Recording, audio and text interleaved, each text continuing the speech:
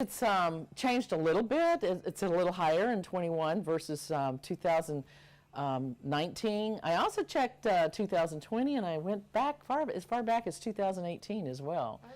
So hopefully I can remember all the statistics here. I guess just, have you seen a trend? Have you seen a lot of returns recently, or?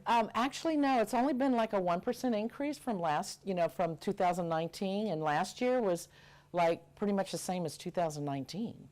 So, and then it was a little lower in 2018 as far as the animals returned. I think it was like maybe three or four, and then 20 was 4 or 5%, ballpark. And then this year it was about 5-6%.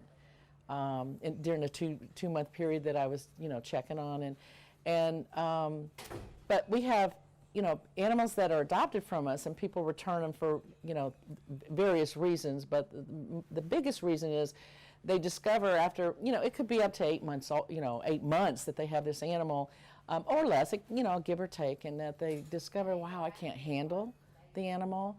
I don't, no, it doesn't get along with my other dogs or even cats. Sometimes that's noticed fairly quickly.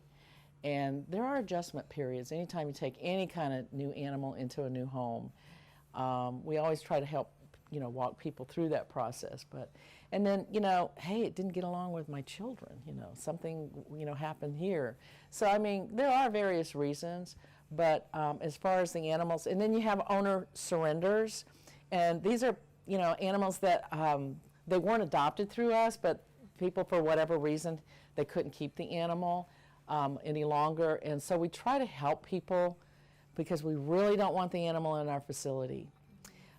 This should be a last resort because it can be a very scary place, especially if a person's had a dog, for example, for 3-5 years, and then all of a sudden that changes for the animal and their environment. It's very, very scary, and their behavior at home versus in an animal shelter can be totally different, and it can be misleading, and the animals doesn't get adopted because of that. So we try to help those people, get them spayed or neutered, vaccinated, get them all ready, and we post them on our Facebook page. So, and we have people out there that might be interested in their dog or their cat, and they will communicate with them directly instead of bringing the animal to us. So we really try to help people.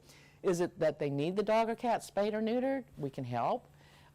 Is it that they need food?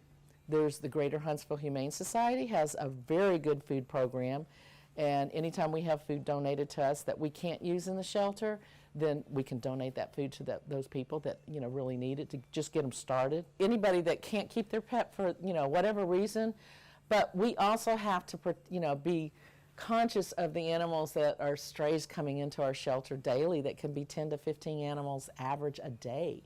So it's really important that we consider those factors as well, because we can't take in every animal that somebody, can't keep for whatever reason. And we want them to keep the animal. Even if, someone's going in for surgery, for example, and they can't keep the animal because they don't have family or friends here that can watch their animal while they're in the hospital for a week or two. We might be able to find a foster for that animal, or, boarding the animal and find assistance for that. So there's all kinds of resources out there. If we can't help, we'll try and help them find that resource. Yeah, absolutely. That's great. I'm trying to think.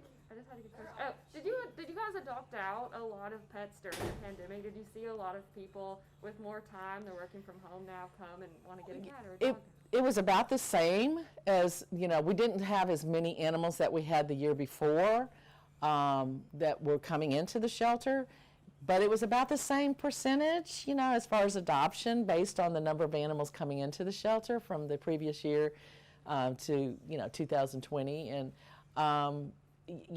we did a lot of promotions to help people. Hey, we're open.